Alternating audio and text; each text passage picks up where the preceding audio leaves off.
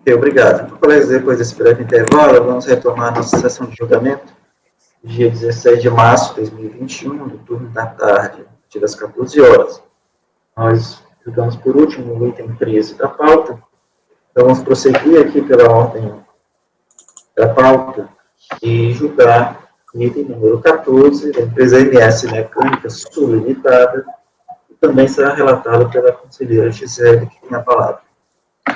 Vamos lá. Aqui também é lançamento de imposto de renda retido na fonte de 2011 e 12, também decorre dessas verificações do programa DIRF e DARF, e foi verificada a falta e insuficiência de recolhimento sobre os códigos 0561 e 3208, que é rendimento de trabalho solariado e aluguéis e royalties pagos à pessoa física. Item 3, foi exigido o agravamento da multa nos termos do 44, parágrafo 2º, inciso 1 da Lei 9.430, vez que o contribuinte mesmo possa ser reintimado, e mesmo tendo prazo para atendimento dilatado, não prestou os esclarecimentos solicitados. Devidamente cientificada da autuação, a interessada apresentou impugnação, alegando que não houve sonegação, porque foi feita aquela história de representação fiscal para fins penais, por conta aí do trabalho assalariado, né, que já é prática por disposições da legislação interna aí da Receita.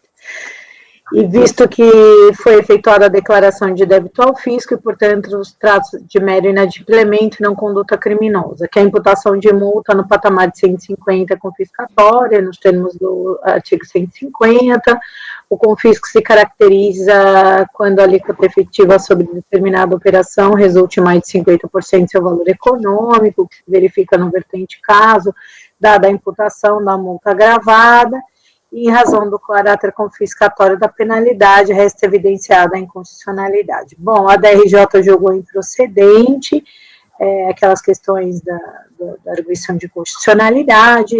Aqui, o contribuinte ele não impugna propriamente o mérito do lançamento, tá? Não traz quaisquer inconsistências, basicamente centra suas alegações na multa. Então, o contribuinte, ele apresenta o recurso voluntário, reiterando os pontos de defesa que estão atrelados a essa contestação das penalidades. Os autos, então, foram encaminhados para mim. Passando ao voto, eu conheço do recurso, né, e passo a apreciar. Inicialmente, vale registrar que, em linha com a decisão de piso, o contribuinte não contesta a retenção do imposto de renda devido, nem os juros de mora incidentes, apenas ressaltou que não houve sonegação, tanto de acordo com o disposto no artigo 17, porque isso não constou o artigo 17, eu acabei colocando para, né, e o imposto de renda retido na fonte dos respectivos juros devem ser considerados matéria em controvérsia. Adicionalmente, vale registrar que não houve imputação de multa de ofício qualificada, mas tão somente o agravamento da multa percentual exigido de 112,5. Então, eu trabalhei, né, de forma geral a justificar o 75 também, né, e aí a gente tem aquela minha tese do agravamento, mas vamos lá. O principal argumento manifesto é do caráter confiscatório, que não cabe aqui com base no artigo 26 e na própria súmula 2, vou já pular diretamente, e aqui é aquela minha linha de entendimento mais ampliativa, né, então que quando a falta de atendimento à intimação pelo contribuinte possibilite total parcelamento do trabalho fiscal, né, impossibilite, aí sim é quando eu evidencio a necessidade de agravar. No arbitramento a gente tem, né, realmente aqui até eu nem citei, mas tem aí a súmula 96, mas aqui não é o caso, aqui realmente é a aplicação extensiva que eu faço dessa interpretação, uma vez que o contribuinte não atende, não traz elementos, mas isso não impossibilitou o lançamento, porque justamente esse caso concreto decorre do próprio confronto sistêmico de FIDARF, então, na verdade, isso não atrapalhou de forma nenhuma o trabalho fiscal. Dessa forma, considera inaplicável o agravamento. Então, eu voto no sentido de conhecer parcialmente o recurso para afastar a multa agravada, mantendo-se o percentual da multa de ofício regular de 75%, como voto. Tá? E aí, enfim, minha posição.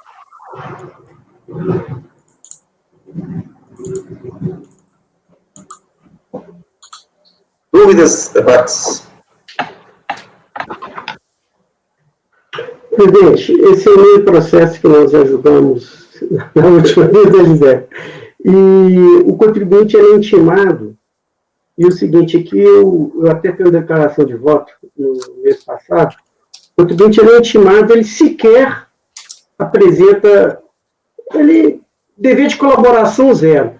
Porque a questão da intimação ao contribuinte, eu até concordo que, às vezes, por isso que eu citei naquele processo, se a gente superasse a questão questão de ordem pública, fosse por método, naquele caso, o contribuinte apresentou uma série de documentos, em outro caso, entendeu? Porque, às vezes, a fiscalização pede alguns documentos e ele atende parcialmente, aquilo não impede o lançamento. Agora, a gente está diante de situação que o contribuinte é intimado pelo fisco e ele simplesmente opta por permanecer silente, dever de colaboração zero, sabe? Então, nessa linha, eu acho que o contribuinte é bem aplicado a questão faço essa separação desse caso específico com os outros. Não é que a regra, o contribuinte foi intimado, ele não apresentou documentação, ele respondeu, mas não foi acontecer, automaticamente tem que ser agravado. Não, é um caso que tem que ser analisado, caso a caso. Nesse caso aqui, o contribuinte é simplesmente intimado e reintimado. Ele simplesmente, colaboração zero. Então, eu mantenho, eu acho que é devido à multa agravada, né? Só essa velha doutora Gisele. Eu só queria esclarecer, Efigênia, eu concordo com você, e vocês sabem que eu sou, assim, muito chata com essa questão do dever de cooperação, tudo. Aqui eu refleti muito bem antes de adotar essa postura, mas o ponto né, será que numa situação dessa, de FIDAF, né, próprio sistema da Receita, coisa simples, nada de grande, né, não é maior complexidade, são coisas que eu estou quase revendo meu posicionamento na situação quando você tem requisição fiscal, alguma coisa, mas assim, aqui é tão cara crachá, sabe, FG? Não necessariamente, porque a questão da DIR-FIDAF é o seguinte, voltando, a DIR-FIDAF, de repente a fiscalização solicita alguma documentação, isso aqui, vamos pegar, por exemplo, uma empresa, uma Ambev da vida, DIR-FIDAF. Não, aí sim. Não tem ali nesse programa. Não, mas sim. Então, aqui eu quero resolver o problema na origem. E aí o que acontece? O contribuinte, aconteceu isso, me apresente a documentação, porque ali eu estou resolvendo o problema da DIR-FIDAF, não é de um contribuinte, é de centenas, milhares de contribuintes. O que o contribuinte faz? Ele simplesmente, absolutamente nada. Claro, tanto se a gente for por esse raciocínio, Zé, e eu entendo o seu raciocínio, veja bem. É que eu vejo o caso concreto, sabe, Efigênia? Eu não vou generalizar. Nesse caso, ele simplesmente, porque olha só, o contribuinte, sempre, se o contribuinte não for intimado e não apresentar nada, o fisco tem instrumento para isso, que é a questão do arbitramento. Sempre o fisco vai poder tomar algum... Mas daí, inclusive, nasceu a súmula 96, porque vem um agravamento mais arbitramento. Mas por quê? Porque lá arbitramento e penalidade se confundem. Então, mas é que eu acho que em muitas situações isso vai acontecer. O que não é o caso. Entendeu? O que não é o caso. Tanto é que eu acompanhei você na outra em função da súmula. Não só por causa da súmula. Eu te acompanhei naquele caso. Entendeu? Então, aqui eu vejo uma situação diferente. Vamos dar a palavra aqui aos colegas Wilson e depois eu. Exatamente, eu também acompanho aí o Efigênio, dizendo, pedindo vênia para você, mas o detalhe é o seguinte, né, a gente não sabe exatamente qual que é o trabalho que acontece, né? Quando cai um problema desse de DIR-FIDAF, o que acaba acontecendo é que um monte de contribuinte de pessoa física, eles acabam caindo em malha também, porque não sabe exatamente se é aquele valor que ele tem a direito a restituir. Então, eles imaginam o trabalho que dá para o pessoal que cuida da malha de pessoa física, né? Então, assim, nesse caso, se o contribuinte ele é colaborativo, né, ele faz tempestivamente, ele responde, né, e de repente pode ter alguma justificativa, faz um parcelamento, sei lá que seja no caso desse. Aí ele ajuda até a administração tributária a ser mais efetiva, né? Nesse caso, eu acho que a multa, nesse caso, no agravamento, é exatamente para poder estar mitigando, para proibir esse tipo de comportamento, né? Por isso que eu acho que tem que ser aplicado assim. Eu escrevi, assim, eu entendo que em algumas situações, o raciocínio da relatora, eu acompanho, né, o raciocínio da relatora em algumas situações. Por exemplo, o caso da jurisprudência que ela citou, que é depósito bancário de origem não comprovada. Ora, a aplicação da presunção é pelo fato do contribuinte não comprovar. E aí, realmente, para mim, não faz sentido você ampliar a sanção porque ele não comprovou. Entende? Aí, realmente, para mim, aí uma espécie né, de eximidem, assim como há quando a gente aplica, faz um arbitramento do lucro, certo? E, ao mesmo tempo, agravo. É bem parecido com a depósito bancário, né? Que é exatamente o caso da jurisprudência citada. Veja assim que em outras situações também, certo, não se aplica o agravamento. Por exemplo, quando o contribuinte não tem a informação, ele sabe que ele não tem a informação. Como é que eu vou exigir que ele apresente se ele não tem a informação? Eu sei que ele não tem informação. E aí ele não, por isso ele não apresenta. Simplesmente não existe a informação. E aí realmente eu tendo a exonerar o agravamento da sanção. Mas quando simplesmente dá as costas para a fiscalização, assim, tem a informação e não apresenta, às vezes vem apresentar no recurso, aquele CARF, né, ele tinha, mas apresentou porque não quis, certo? Isso, realmente, eu entendo que não deve ser tolerado, certo? Porque para a gente é difícil mensurar o que é prejudicial e o que não é prejudicial à fiscalização.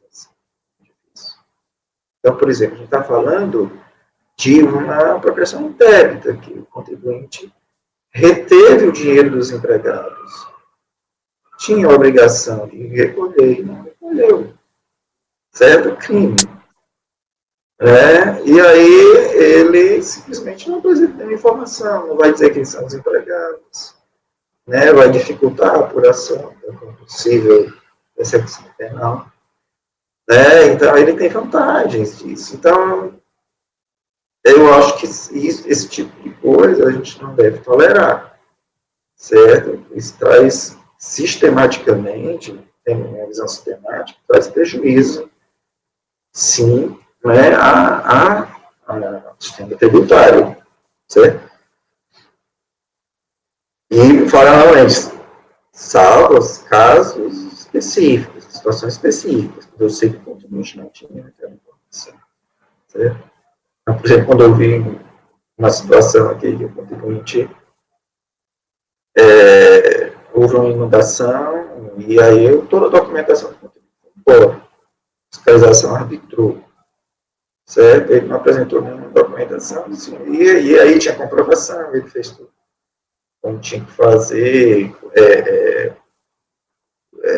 publicou a informação, tinha notícias de inundação na região, né? Mas mesmo assim a fiscalização, e realmente ele não entregou o documento, né? Mas aí a fiscalização agravou, eu lembro, nesse caso eu votei por afastar o agravamento, porque eu sabia que ele não tinha. Como é que eu vou exigir que ele treine? Né? Mas aqui não, aqui não tinha. Né? Ele tinha a folha de pagamento dele, certo? Então, eu entendo que eu vou pedir permissão para discordar também. Vamos falar para o Fred. Presidente, antes de me manifestar, eu queria perguntar à relatora se a apresentação ou a falta de apresentação das informações solicitadas modificam o contexto da informação que o fisco apresentou nos autos. Ou seja, aumenta ou diminui o trabalho do fisco, falando de forma metafórica, apresentar ou não apresentar. O fato dele não apresentar torna mais difícil o trabalho do fisco ter acesso às informações que constam no processo? Eu entendo que não, e por isso eu afastei o agravamento, porque para mim é cara-crachá. Se você olhar o auto de infração, Fred, esse é justamente aqui o ponto que me faz afastar o agravamento. O contribuinte, ele não discute o mérito, ele fala, fisco, você usou o sistema de IRFIDAF. Deu essa diferença entre o que está na minha DCTF e o que está declarado em dívida. Deu esse valor, você me autuou, ok, aceito. Só não aceito essa penalidade. Ou seja, o fato dele ter sido intimado e não falado nada, qual foi o resultado concreto?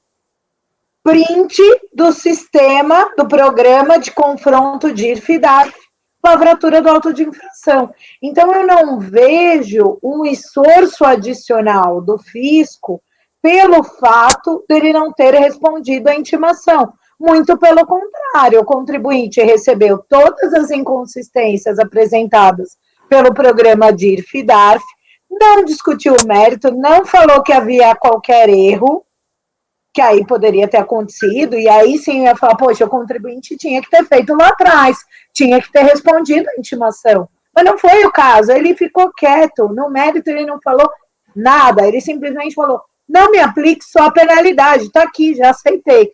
Então, por isso que neste caso concreto, eu concordo com todas as razões trazidas pelo Nelson, pelo Efigênio, pelo Wilson, mas assim, quando eu vejo esta situação em concreto, que não houve real esforço adicional, porque não houve, foi simplesmente aplicação pura do programa de IRF-DARF, do qual o contribuinte não contestou uma vírgula, não contestou, porque no fundo, eu nem sei se ele tem essas informações de forma adequada, e se tem, ele também não abriu porque o programa já estava ali colocando a situação em concreto e em perspectiva.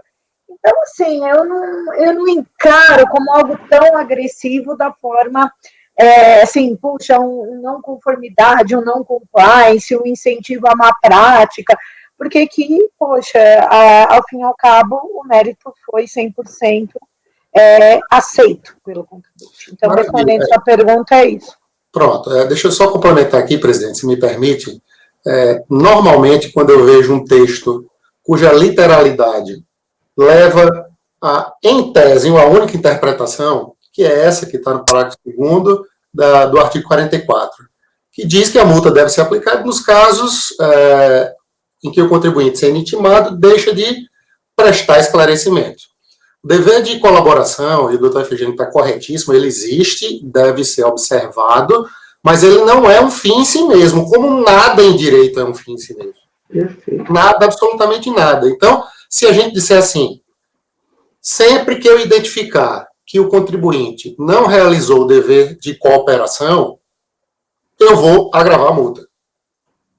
Se eu fizer essa interpretação, eu estou tornando o princípio um fim em si mesmo. E por que eu fiz a pergunta à doutora Gisele, relatora? Porque, veja, no caso concreto, a não apresentação das informações só prejudica o contribuinte. Se ele tinha retenções que ele tinha condição de apresentar e não apresenta, ele aumenta o problema dele. Se ele... né? Então, as informações solicitadas pelo fisco só tem um único objetivo, permitir o direito de defesa do contribuinte no que diz respeito à prova de que as retenções foram pagas, foram recolhidas ao fisco. Vem o fisco e diz, apresente, senão eu vou lhe multar. E o contribuinte não apresenta, a informação toda, absolutamente toda, ela pertence exclusivamente ao fisco, nesse caso aqui.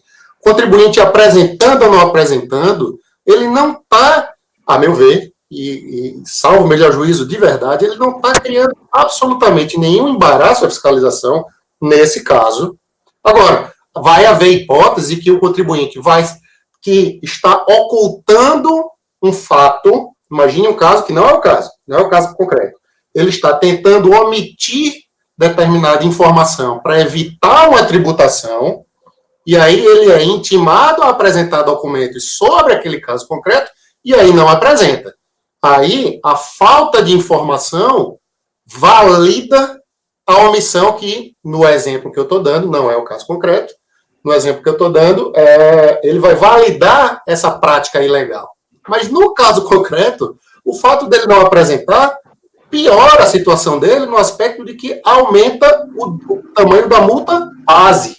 Agora, eu vou agravar uma informação, e é por isso uma multa baseada na falta de esclarecimento, né? Falta de prestação de esclarecimento, conforme diz a lei, que não modifica em nada, e nem embaraça, a meu ver, em nada a fiscalização. Então, o dever de colaboração tem que ser levado em consideração, não como um fim em si mesmo, mas nas hipóteses de ocultação, nas hipóteses de embaraço que favoreçam o contribuinte. Quando o contribuinte quer embaraçar para se favorecer, a gente vai ter plena condição de identificar. Mas quando ele não presta a informação e só causa problema a ele mesmo, porque aumenta a base imponível do imposto, do tributo, não vejo como embaraço, não vejo como um problema, e as informações que a relatora me passa de que a forma que foi apurado seria apurado em qualquer circunstância. A falta de informação facilitou o trabalho do agente, porque não teve que deduzir nada. Então, penso eu que agravar uma circunstância dessa em algo que não gera absolutamente prejuízo nenhum ao trabalho de fiscalização, entendo eu que não é o mais adequado. Mas compreendo as razões e a interpretação literal da norma, porque pode ser uma forma de interpretá-la. Eu normalmente entendo que a última forma de interpretação é a literal. Se nós formos para a interpretação literal, especialmente no contexto constitucional, em que tem várias formas, vários artigos, que se você lê a literalidade, você não chega às conclusões na área de CMS, enfim, não vamos entrar aqui nesse detalhe. Mas, no caso concreto, entendo eu que não houve prejuízo à fiscalização e causou, sim, prejuízo puxado por ele mesmo, no caso, o contribuinte, da falta de informação que ele deixou de prestar, presidente. Então, entendo eu que o voto está correto no aspecto de afastar o agravamento da multa. Presidente, fazer uma colocação no seguinte sentido. Essa malha talvez seja a que mais tem reflexo e que gera problema para o fisco. Respeito o posicionamento da doutora Gisele e do doutor Fred, exatamente pelo seguinte: qual que é a essência da DIRF-DARF? Tenta-se resolver na pessoa jurídica centenas ou milhares de contribuintes que estão retidos na fonte. A partir do momento que eu tento resolver aqui, na origem, e eu não tenho essa colaboração, o fisco adota determinados procedimentos que não se resume simplesmente a cobrar aquele valor. Não, o que acontece? Eu adoto um procedimento aqui e os demais contribuintes, aquelas consistências que poderiam ser resolvidas aqui por determinadas incoerências na DIRF, ela vai para onde? Ela vai ser resolvida lá na frente, com todos os contribuintes retidos em maio. E aí é o seguinte, eu estou onerando completamente o fisco quando eu deixo de fazer essa correta apuração aqui, porque, veja bem, e quando nós estamos falando de DIRF-DARF, nós estamos falando do seguinte, valores que são declarados em DIRF que tem reflexo lá, normalmente, questão da base, lá para o contribuinte, quando ele vai declarar. Então, essa malha, esse tipo de trabalho, ele tenta resolver o problema na origem. Porque eu resolvendo aqui com a empresa, com a pessoa jurídica, os demais estão resolvidos. A partir do momento que ela não colabora, e aí lavrou-se um auto de infração, ela pagou a multa. E o restante do trabalho que o fisco vai ter, que é considerável. Imaginemos uma empresa com milhares de contribuintes.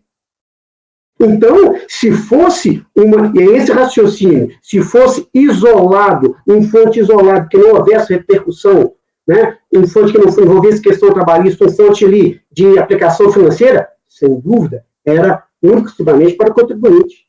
Aqui não, aqui tem reflexo com N contribuintes. Isso muda completamente o escopo. Entendeu? Completamente o escopo.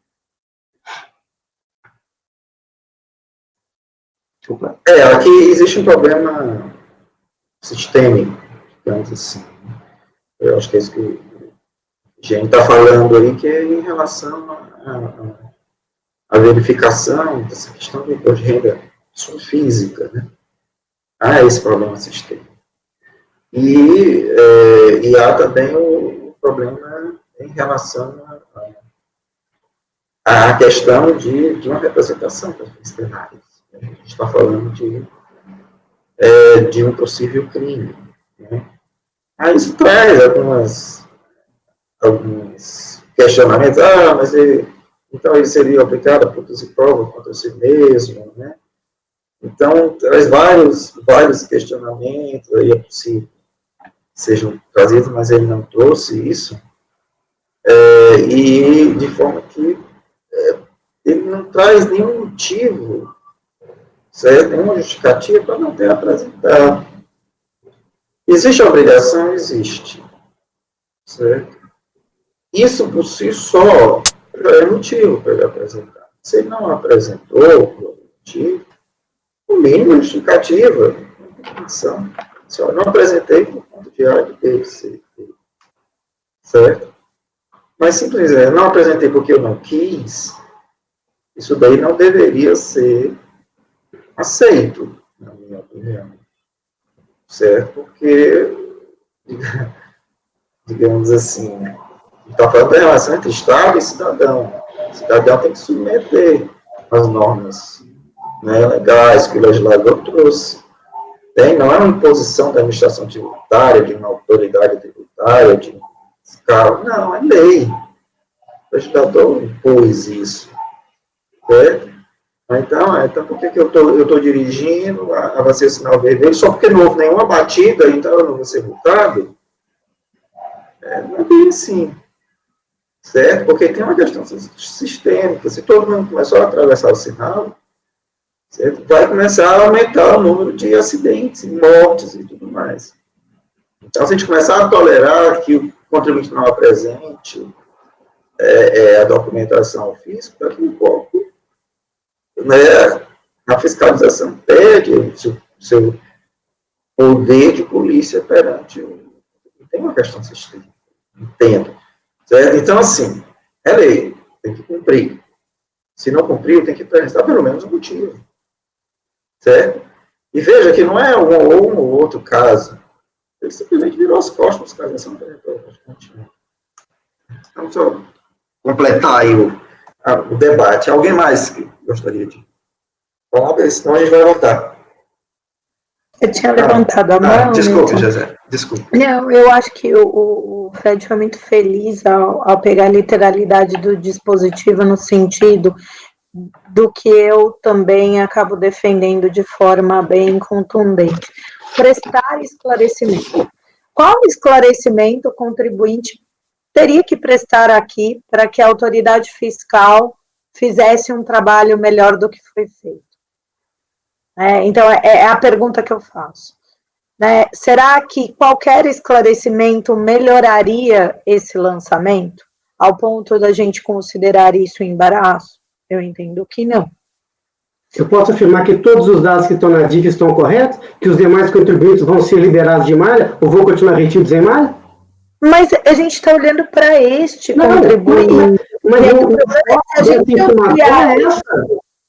É isso que eu estou falando. O foco dessa intimação é isso. Então, o que o Fred falou reflete só no contribuinte. Esse programa ele é totalmente diferente dos demais. Ele tem um foco nos demais.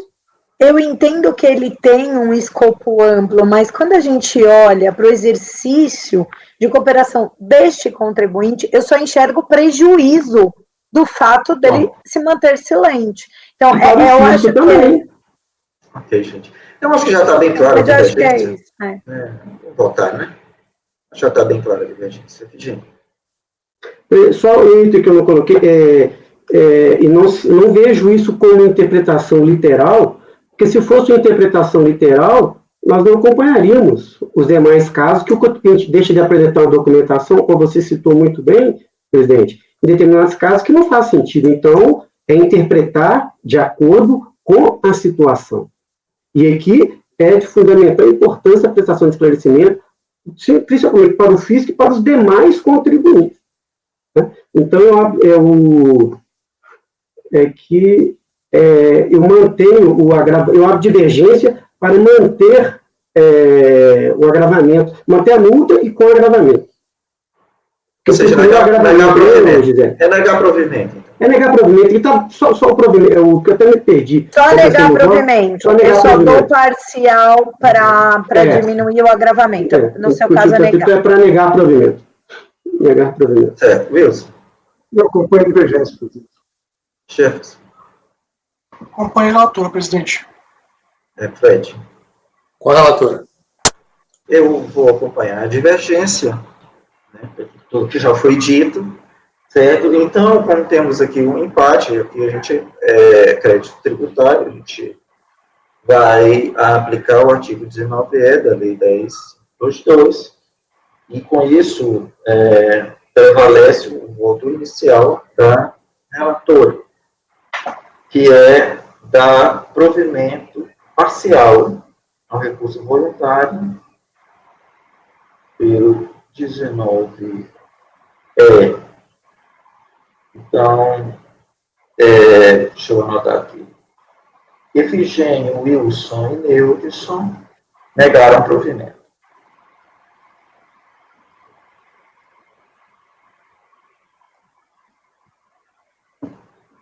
Aqui seria bom, como a gente negou provimento e não está registrado, seria bom ter uma declaração de voto. Declaração de voto, presidente. Pronto, obrigado, Efigênio. A Efigênio vai fazer declaração de voto. Eu já fiz o anterior, acho que é exatamente o mesmo caso, né, José?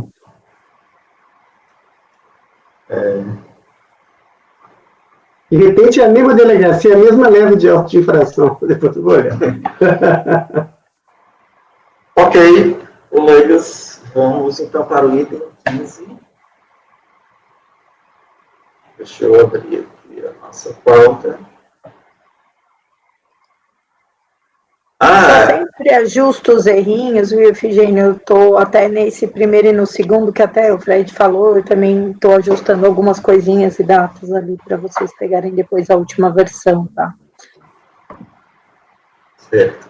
Eu vou pedir para os colegas que tiverem que fizerem alguma alteração, algum ajuste no acordo, que atualizasse a pasta T, certo? Porque é a pasta onde fica o depositado, do acordo. E é lá que eu vou consultar, né? Se me manda por e-mail, ou outro meio, eu uso. Mas, se não, eu vou lá na pasta T para poder pegar o dispositivo. É o que eu faço. Então, eu peço que atualize a pasta T, se tiver algum ajuste. Assim. Tá bom. Ok, então vamos ao item 15 da nossa pauta. E processo da empresa Evolution Comercial Exportadora Limitada, encerrado pelo conselheiro Wilson, tem a palavra. Obrigado, presidente. Item 15, Evolution Comercial Exportadora Limitada. Recurso voluntário contra a decisão da DRJ Ribeirão Preto e considerou improcedente a impugnação apresentada pela contribuinte em face da lavratura de auto de infração por não cumprimento de intimação para apresentação de escrituração digital no prazo estipulado. Eu vou fazer um resumo aqui do relatório lá do acordo, né? O realcei em amarelo. A autoridade fiscal explica que, apesar de obrigada à entrega da escrituração contábil digital, consulta o SPED e retornou apenas escriturações relativas dos anos calendários 2009, 10, 11 e 15. Através da intimação, o contribuinte foi cientificado em 21 de 2 de 2017, no seu domicílio tributário eletrônico, via dossiê de atendimento digital, no início do procedimento fiscal, quando informado, entre outros, sanar o descumprimento da entrega de obrigação acessória, ECD, no ano de 2013.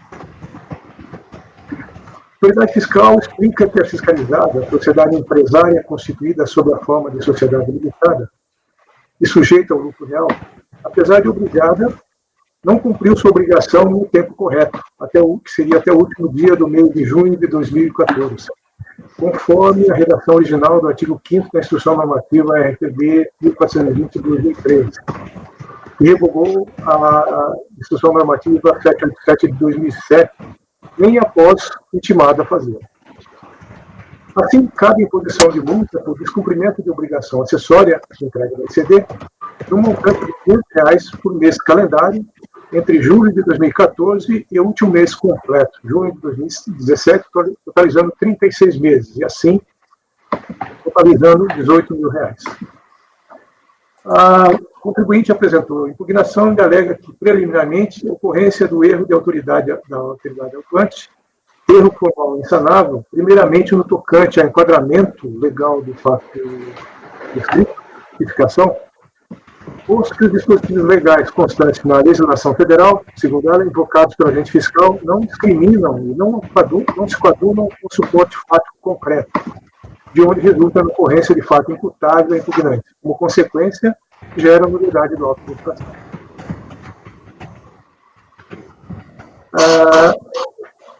Na sequência, defende a necessidade de apuração do valor correto do imposto e do descabimento de juros e multa.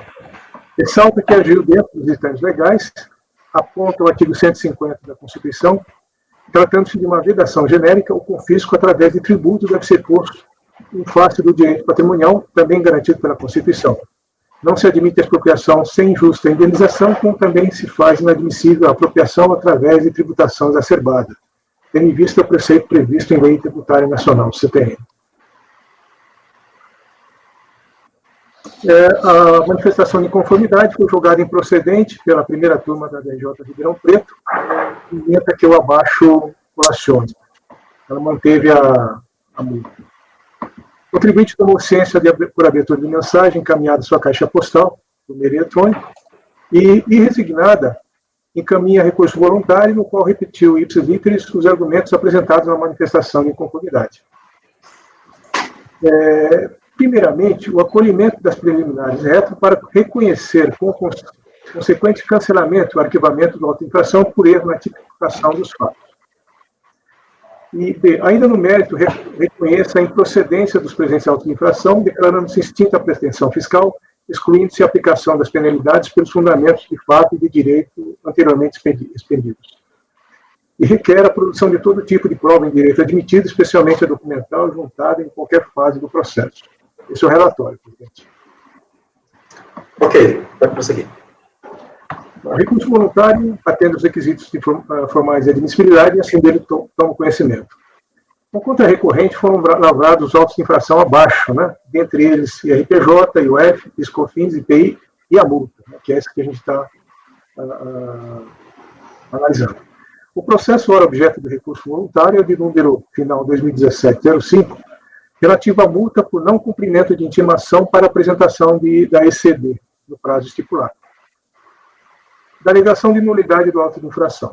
A recorrente alega nulidade do auto de infração por erro na tipificação do fato, porque, segundo a mesma, os dispositivos legais invocados pelo auditor fiscal não discriminaram e não se coadunam com suporte fático concreto.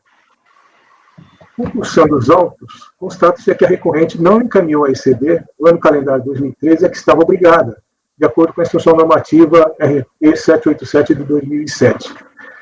Como obrigação acessória para as pessoas jurídicas sujeitas à tributação de imposto de renda com base no lucro real, em relação aos fatos contábeis ocorridos a partir de 1º de janeiro de 2009.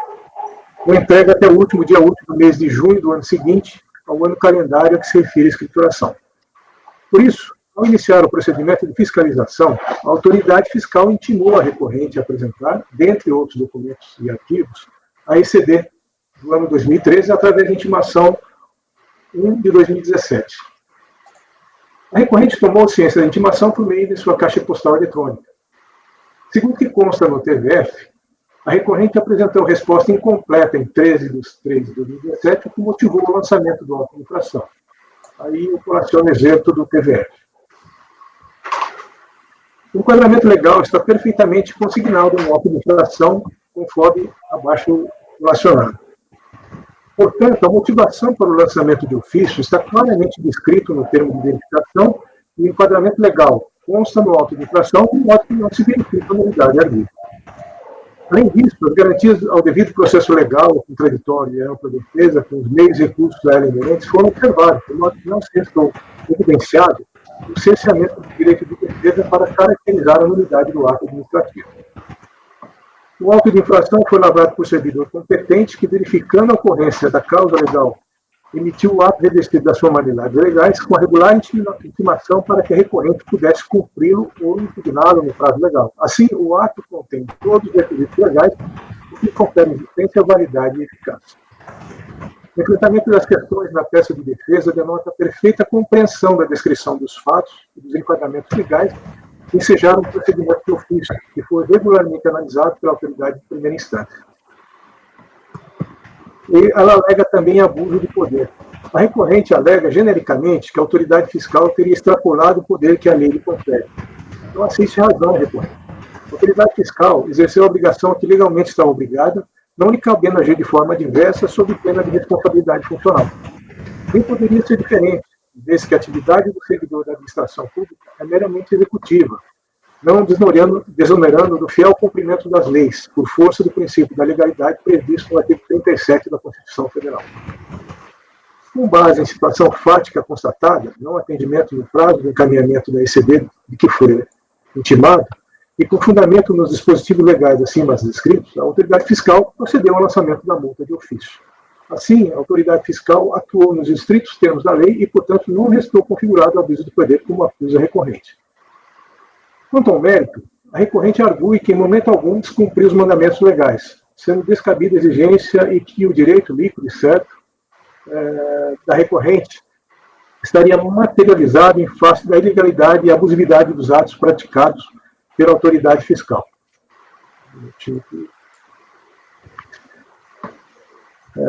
Para imposição do pagamento de multa e juros em face de eventual lançamento equivocado do contribuinte. Ora, conforme exaustivamente descrito no termo de verificação de infração e confirmado o entendimento daquele no relatório de acordo de piso, bem como no entendimento desse relator, estou evidenciado que a recorrente não havia encaminhado esse ECD do ano calendário de 2013 dentro do prazo legal a que estava obrigado. Além disso, quando foi intimada no início do procedimento fiscal a apresentar os arquivos dos documentos, a recorrente os encaminhou incompletos. A recorrente argumenta que teria descumprido as determinações legais a que estava obrigado, contudo, não apresentou provas para infirmar a acusação fiscal, ou seja, que teria encaminhado esse ECD dentro do prazo legal ou que teria atendido a intimação fiscal tempestivamente e de forma integral. O montante devido por infração à legislação tributária está claramente consignado no termo de identificação de infração, conforme o exemplo que abaixo relaciona. Considerando todo o acima exposto, voto em rejeitar as unidades arbítrias e, no mérito, em negar provimento ao recurso voluntário. É aqui no voto, presidente. Certo. Debates, dúvidas? Senão a gente pode votar, né? Efigênio? Acompanhe o relator, presidente. Gisele? Acompanho o relator, presidente. Jefferson? Acompanho o relator, presidente. Fred? Com o relator. Também acompanho o relator, então o resultado ficou assim: negar provimento ao recurso voluntário por unanimidade. Vamos seguir, então. Agora vamos ter a inauguração aqui no plenário do nosso colega Fred, né, que vai relatar o seu primeiro voto. O item 15, o item 16, a pauta, Paraná Granitos Limitada. O conselheiro Fred tem a palavra. Obrigado, presidente. Trata-se de recurso voluntário, manejado em face do acórdão da primeira turma da DRJ de Curitiba, de 9/11/2009, o qual julgou improcedente a manifestação de conformidade pela qual o contribuinte requereu compensação de crédito de CSLL não homologada em despacho decisório indeferido pela administração tributária. O contribuinte apresentou, em 22/7/2004, declaração de compensação de folhas 2 a 8, relativa a créditos de CSLL apurados para compensação de débitos tributários referíveis ao período de fevereiro de 2000, sem a inclusão dos juros e multa moratórios correlatos, fato que ensejou a homologação integral dos créditos informados, porém, com a ressalva do saldo devedor identificado no referido despacho decisório.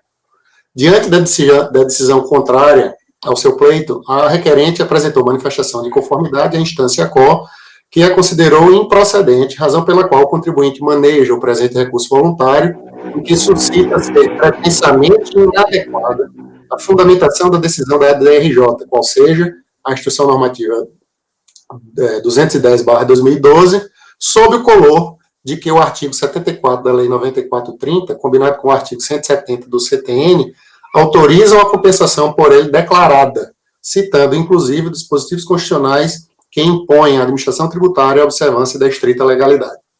Entende a recorrente também que a compensação ocorreu de fato no ano de 2000, independentemente da DECOMP haver sido apresentada em 2004. Segundo alega, e aqui eu abro aspas, diz a recorrente, apesar de compensado, faltava apenas a informação dessa compensação à Fazenda, porque somente foi efetivado em 22/7/2004. e não causou prejuízo algum ao fisco. Concluindo, continua o contribuinte, que por haver um crédito anterior ao vencimento do tributo, e pelo fato de que a DECOMP apenas formaliza a compensação já efetivada, requeremos a revisão da decisão recorrida, homologando-se integralmente a compensação da maneira como foi informada, respeitando-se o princípio da legalidade. Fecha aspas. Assim, argue que créditos e débitos já estariam compensados em 2000, de forma que a declaração de compensação instrumentalizaria algo já realizado, sendo indevidos os juros e a multa no item que permeia o período da apuração dos débitos e a declaração reivindicada perante a administração tributária. Por tais razões, o contribuinte requesta a homologação da compensação sem as ressalvas indicadas na decisão da DRJ. É o relatório, presidente. Ok, pode prosseguir. Conheço do recurso voluntário, por quanto atendidos os requisitos formais de admissibilidade. A resignação recursal consiste na pretensão do contribuinte em deixar de pagar os acréscimos legais entre o período da apuração dos débitos tributários, do ano 2000, até o instante em que decidiu compensá-los, no ano de 2004, quando apresentou a respectiva DECOMP. Tanto na manifestação de conformidade quanto no recurso voluntário, a parte informa que a compensação teria ocorrido em fevereiro de 2000. Portanto, os débitos e os créditos apontados na DECOMP haveriam se compensado automaticamente, independentemente de qualquer ato jurídico complementar. No seu entender, a DECOMP seria mero instrumento acessório que não realiza a compensação, apenas a declara. Portanto, não haveria necessidade de atualizar o valor devido até o ano de 2004, data em que a mesma foi formalizada, uma vez que a compensação já teria operado 4 anos antes.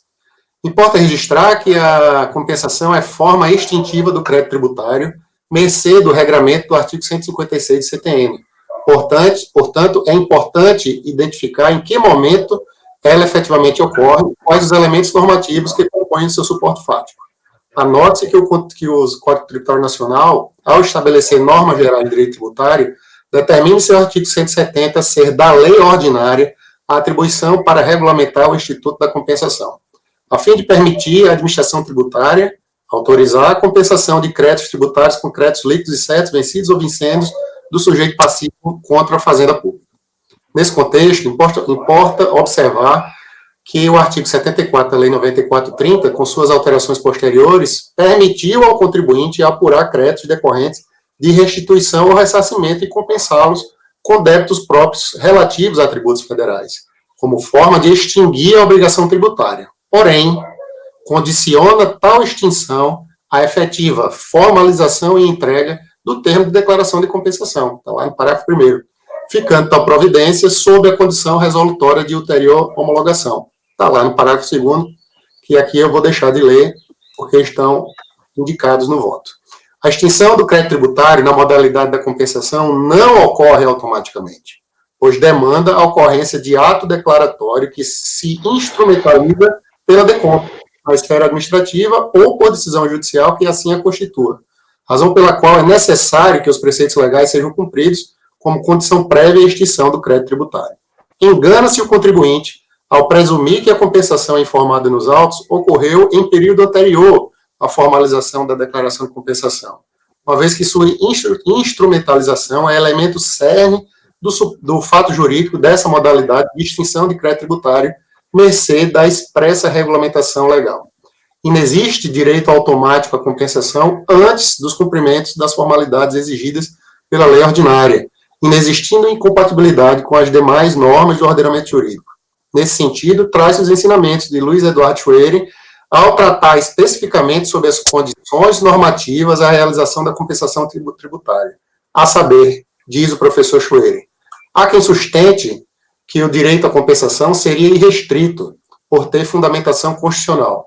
É fato que o direito de repetir o indébito tributário pode ser imediatamente extraído do direito de propriedade, do qual decorre que somente se institua tributo nos termos previstos da lei, e de outra parte, que o tributo exigido fora dos parâmetros constitucionais legais seja devolvido.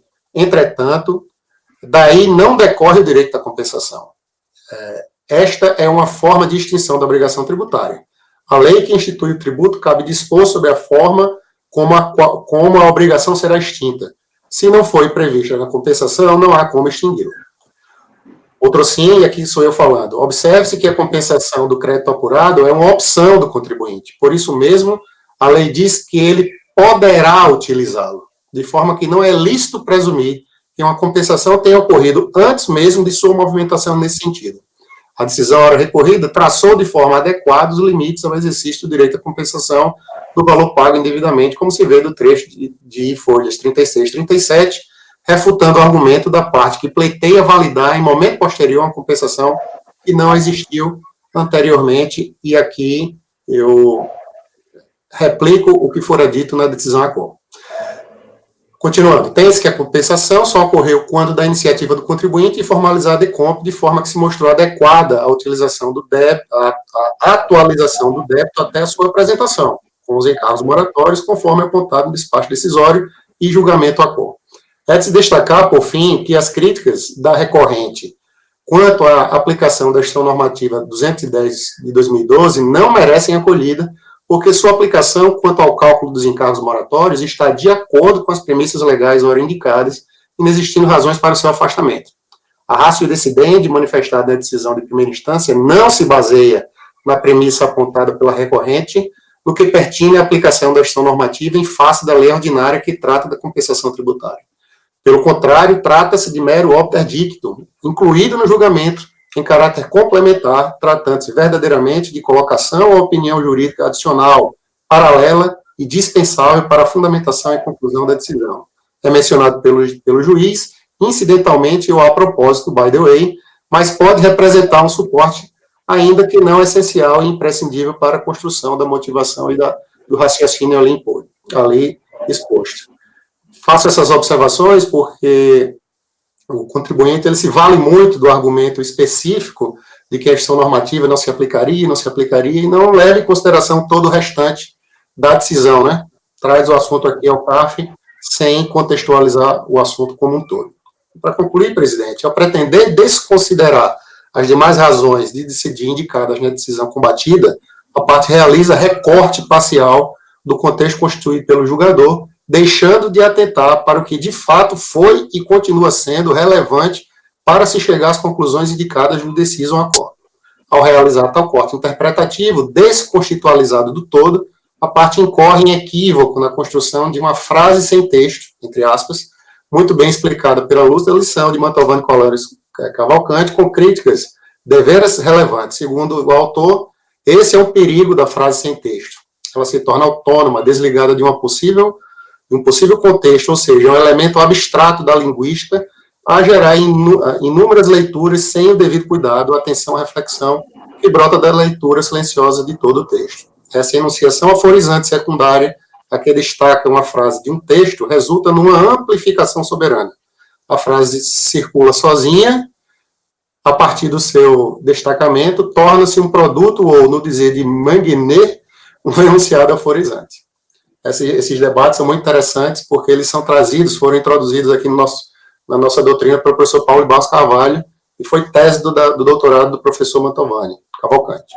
O contexto e as provas dos autos revelam que a compensação reclamada pela parte só se operou no momento da apresentação da declaração de compensação, de forma que a resignação recursal não merece acolhimento. Conclusões: voto para que seja negado provimento ao recurso voluntário, devendo-se manter o despacho decisório que homologou a compensação do débito constante na DECOMP, mantendo o saldo devedor calculado por insuficiência do crédito utilizado.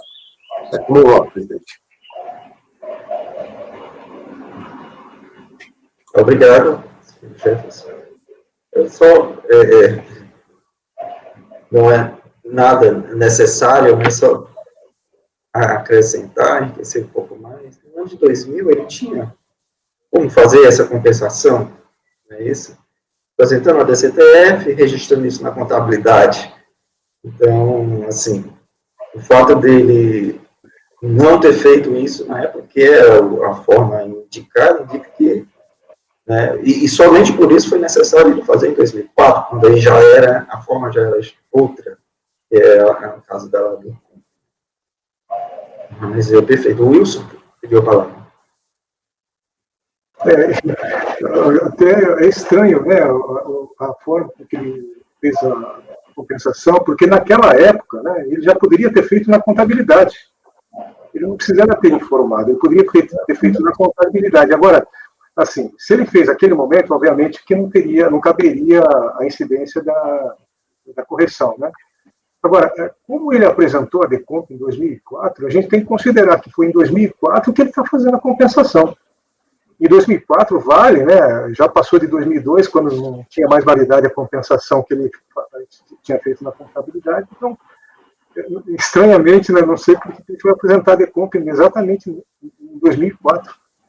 A tese dele é de que automaticamente aconteceu em 2002, independentemente da Decomp. É isso que ele argui, enfim.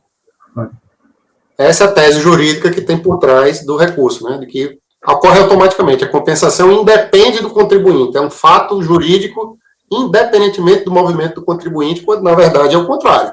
É uma opção do contribuinte, entendeu? Realizar a compensação. O fato de ter apresentado a Decomp significa que aquele quer formalizar perante a administração tributária a compensação nessa data, né? É isso que a gente tem que estar considerando. Estranhamente. Essa tese realmente eu nunca tinha visto. Se é uma tese, se é uma opção dele, se é a forma que ele está dizendo, ele não precisa, levando aos extremos, ele não precisaria nem apresentar a Decomp, então. Ele precisaria, já que fica ao talento, ele nem precisaria apresentar a Decomp e aguardar. Então, a tese foi muito bem desmontada aí pelo voto. Ok, vamos votar então, né? Gente. Eu acompanho o relator, presidente. Parabenizo pelo primeiro voto. Acompanho o relator. Também acompanho o relator, parabenizo pelo primeiro voto e as citações, né? Que é muito importante. Também acompanho o relator, presidente. Também parabenizo aí o Dr. Fred pelo primeiro voto. Né? Muito bom. Isso, parabéns, Dr. Fred, pelo seu primeiro voto, que sejam muitos, né, definidos. Muitos, que não abandone. Quanto mais, melhor, né? Eu acompanho o relator, com certeza. Então, o resultado ficou assim: o julgamento do item 16 da pauta, negar provimento ao recurso voluntário por unanimidade. Vamos, então, ao próximo item da nossa pauta, número 17. Deixa eu ver se eu isso. Isso. E voltamos, né, ao conselheiro Wilson. Conselheiro Wilson, a gente vai ouvir muito a voz do conselheiro Wilson nessa reunião de julgamento. Item 17 da pauta, processo da empresa CDL Engenharia de Montagens Limitada, relatado pelo conselheiro Wilson, que tem a palavra. Obrigado, presidente. Item 17, CDL Engenharia de Montagens Limitada. Recurso voluntário contra o acórdão da DRJ Fortaleza, que julgou parcialmente procedente a manifestação de inconformidade contra o despacho decisório que não homologou compensação pleiteada pela contribuinte. O contribuinte encaminhou o PEDECOMP, no qual o crédito era saldo negativo de RPJ do exercício 2005 no valor de R$ 20.918. A compensação não foi homologada, a autoridade administrativa confirmou apenas R$ 12.038, no total dos R$ 34.816 que foi pleiteado pela recorrente. Como a retenção em fomento foi a única parcela de crédito informado pela contribuinte, no PEDECOMP, o RPJ devido foi 13.897 informado no RPJ, e a autoridade administrativa concluiu que não havia saldo negativo disponível. Contra o despacho rescisório, a contribuinte apresentou manifestação de inconformidade, onde alegou que as retenções de imposto de renda na fonte foram as que estão abaixo discriminadas. Alegou que o fisco não identificou as retenções pelo fato da contribuinte ter identificado indevidamente os códigos de arrecadação como 6256, quando deveria ter os indicado como código de arrecadação 6147. Juntou cópia de notas fiscais, estelas do CIAF e extratos bancários para comprovar as retenções. Terceira turma da DRJ Fortaleza, com base em informações contidas no sistema DIF do Fisco Federal, e considerando que a retenção do imposto de renda corresponde ao percentual de 1,2% dos rendimentos brutos, no total de 5,85% de retenção sobre os rendimentos brutos, no Código de Arrecadação 6417, elaborou a tabela de retenções abaixo. Por ter reconhecido o imposto de renda na fonte no montante de R$ 14.783, a DRJ concluiu que a contribuinte teria direito a crédito de saldo negativo de RPJ no valor de R$ 12.924,56, conforme abaixo demonstrado. O contribuinte encaminhou recurso voluntário, onde alegou que houve um equívoco por parte da terceira turma da DRJ Fortaleza, que inverteram o rendimento bruto relativamente à base aérea de Brasília, CNPJ final 00615, ao considerar R$ 824.005,32 ao invés de R$ 842,32, resultado crédito a menor de R$ 216. Aduza recorrente que esse crédito a menor refletiria no saldo negativo reconhecido pela DRJ, que deveria ser alterado de 12.924,56 para 14.999,67. Além disso, a recorrente juntou o comprovante de rendimentos da fonte pagadora Comando Aéreo Regional, CNPJ final 002669, no valor de R$ 29.455, dos quais R$ 5.917,47 corresponderia ao imposto de renda na fonte, que, segundo a mesma, deveria ser adicionado ao saldo negativo reconhecido pela DRJ, aumentando para R$ 18.896,03 e deduzidos de R$ 12.924,56 e acrescidos do valor relativo ao comprovante de rendimento juntado nesse recurso voluntário de R$ 5.917,41 e da diferença de R$ 216 relativo ao equívoco no cálculo pela DRJ. Requero, ao final, a reforma do acórdão da manifestação de conformidade. Seu relatório, presidente. Passo ao voto. Sim. Recurso voluntário atende aos requisitos formais da admissibilidade, assim dele tomo conhecimento. A irresignação da recorrente em relação ao voto diz respeito a duas questões. Primeiro, erro na apuração do fonte relativo à fonte pagadora Base Aérea de Brasília, ao ser considerado como rendimento bruto R$ 824.005,32 ao invés de R$ 842.005,32, no que teria resultado crédito a menor de R$ 216. 2. Não reconhecimento da fonte pagadora Comando Aéreo Regional no valor de R$ 29.455, dos quais R$ 5.917 corresponderiam ao fonte. Vejamos então cada um dos itens.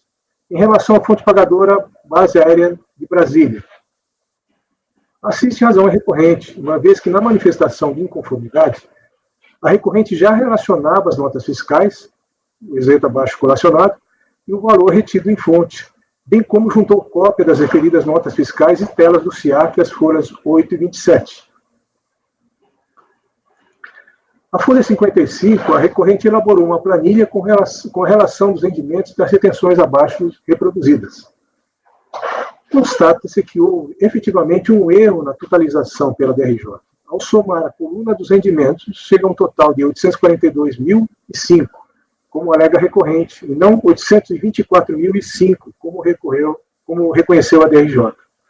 Assim, o valor correto na retenção do imposto de renda retido é 10.104,06, que seria R$ 842.005,32 multiplicado pelo percentual de 1,2% relativa ao IRPJ, e não 9.888,06, tal como reconhecido pela DRJ.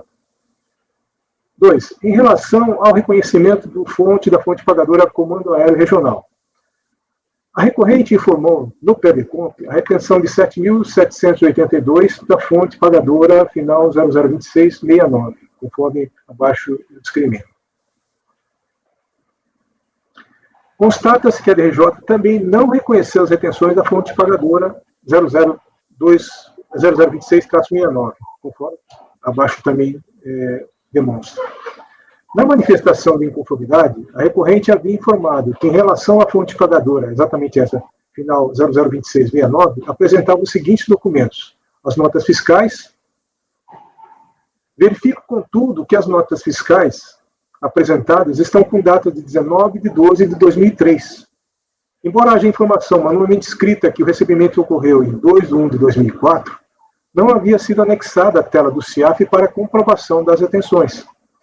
No recurso voluntário, a recorrente juntou a tela abaixo, reproduzida da E-Folha 111, no qual se constata o recebimento de 497.622 da fonte pagadora, exatamente acima, né, 0026-69, e o total retido foi de 29.455,08, dos quais 5.971,47 corresponde ao imposto de renda retido na fonte.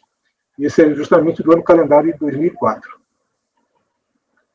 O valor de imposto de renda retido na fonte, confirmado com a apresentação da tela do CIAF, no valor de 5.971,47, é menor do que o valor informado pela recorrente no PEDECOMP e retenção pela fonte pagadora, que é de 7.782,22.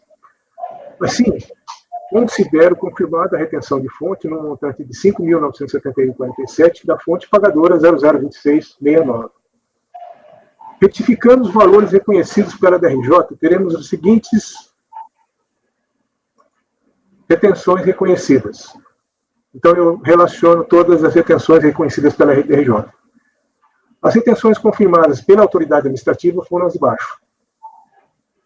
Dessa forma, utilizando a mesma base de cálculo usada pela DRJ, que não foi contestada pela recorrente, e a retenção de imposto de renda de fonte no valor de R$ 33.009,85, sendo 12.038,71 reconhecida pela autoridade administrativa e 20.971 reconhecida por esta turma julgadora, teremos saldo negativo apurado de 19.112,03, conforme abaixo discriminado. Então, uma outra tabela abaixo. O RPJ devido exatamente ao igual que foi reconhecido. As retenções em fonte que eu estou reconhecendo de 33.009. As parcelas de crédito são R$ 33.009,85, então o saldo negativo de 19.112. Portanto, o crédito adicional reconhecido no presente acórdão será de 6.187,47. Exatamente a diferença entre o que havia sido reconhecido na DRJ, né, pelas outras e pela DRF, e o valor que seria reconhecido se a gente considerar se considerarmos, né, que as diferenças que eu coloquei aqui nesse bloco. Então, pelo exposto, voto em dar provimento parcial ao recurso voluntário, reconhecendo com o total de imposto de renda retido na fonte um montante de R$ 33.009,85 e, por conseguinte, crédito adicional de saldo negativo de RPJ no valor de R$ 6.187,47, totalizando o saldo negativo do exercício de 2005 no montante de R$ 19.112,03 para compensação do débito até o limite do crédito reconhecido. É como voto, presidente. Ok, obrigado. Algum comentário? Debate. Podemos votar, né? Virgínia está olhando ainda? Ou pode votar? Wilson, na DRJ, foi questionado alguma coisa de nota fiscal não ter aquela questão que envolve a súmula, que às vezes a DRJ ela não aceita determinada documentação, porque é só a DIF, então isso não foi objeto de questionamento, não, né? Eu preciso consultar aqui, mas eu creio que não, porque acho que ele não tinha apresentado a tela do CIAF, né? Não, só esse questionamento, porque às vezes isso veio, aí era só se caso tivesse esse questionamento, só citar a súmula, mas se não for o caso, tudo bem. Entendeu? Porque se você considerou tudo, verificou, entendeu? Sem questionamento, entendeu? Minha parte, posso votar. Ele fala assim, aqui estou com a quadra da RJ aberta, folha 91, ele fala, voltando-se para o caso em julgamento, pensa que a manifestante limitou-se a postar os autos, cópias de telas do CIAF, de notas fiscais, de extratos bancários, tratando-se de documentos que isoladamente não apresentam suficiência para a comprovação do direito territorial em julgamento, como antes demonstrado. Quanto às informações que se fizeram presentes no sistema DIF, relativo ao código 6147, serão aqui apresentadas. Quer dizer, ele não se baseou na nota fiscal, ele se baseou na DIF, mas considerando o outro código. Outro código. Né? Então, seria interessante citar, assim, aquela súmula, né? Porque ele se baseou na DIF, né, praticamente, só na DIF. Só DIF.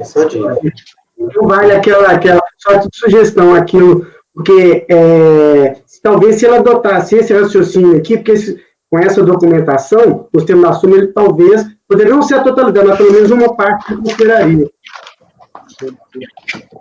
Aquela súmula, né, que não se baseia somente na DIF. É 143, né? Oi? A súmula 143. 143. Mas lá não fala DIF, não. Lá fala o forma de rendimento, né? Sim. Que é o documento que a empresa que faz o pagamento entrega. Né? É outra... A gente aqui, só o fato de usar a DIF, certo, já extrapola, digamos, a lei, né, que diz que o comprovante é um informe de rendimento. Só o fato de usar a DIF que não é um informe de rendimento. Ou seja, contribuinte, né? Ele estaria restrito só a DIF, né? Nessa lei. A Receita Federal só usa praticamente DIF, certo? Não aceita notas fiscais. As DRJs é que algumas Exatamente. Então é 143 mesmo. É 143. É 143, Tá. Eu acrescento, então. Sim, pode ser. Você pode utilizar outros meios de prova. A gente já está utilizando isso, já é praxe, né? É praxe. É só reforçar, se quiser, mas é que assim, o voto do Wilson está tão claro, ele fez a composição de forma tão magistral que, olha... Ai, excelente. Nessa linha, mesmo nessa situação, a DRJ, ela não aceita. Eu sei, você está certíssimo, você está certíssimo na ponderação. Né? Mas é que aqui fica inequívoco, com ou sem súmula, eu acho que está tão assim.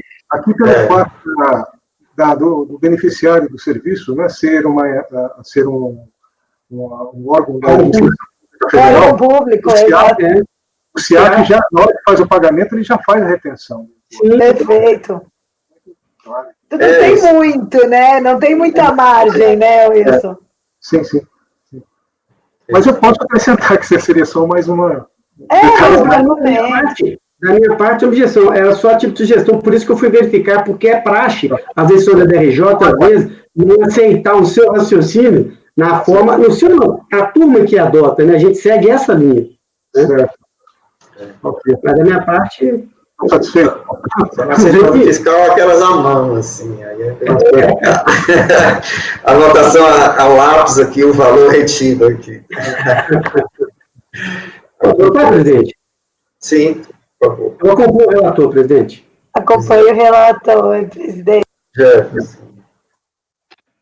Acompanho também o relator, presidente. Fred. O relator. Também acompanho o relator. Então, o resultado do julgamento do item 16 da nossa pauta ficou como dar provimento parcial ao recurso voluntário. Presidente. Perdão, 17 da pauta, né? Deixa eu só corrigir direitinho aqui. Então, o resultado do julgamento do item 17 da pauta, processo da empresa CDL Engenharia de Montagem Limitada, ficou da seguinte forma: dar provimento parcial ao recurso voluntário. Eu vou colocar aqui só nos termos do voto do relator, mas aí depois eu... Ok. Eu deixei mais complexo para saber exatamente qual que era o valor que a gente chegou à conclusão. Sim, a DRF agradece.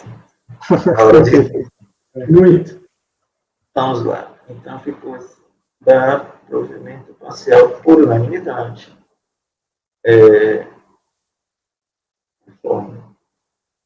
Voto do relator. Ok.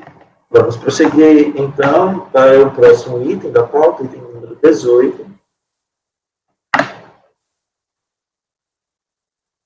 Processo da empresa MIP Engenharia S.A., que também vai ser relatado pelo conselheiro Wilson. Tem a palavra.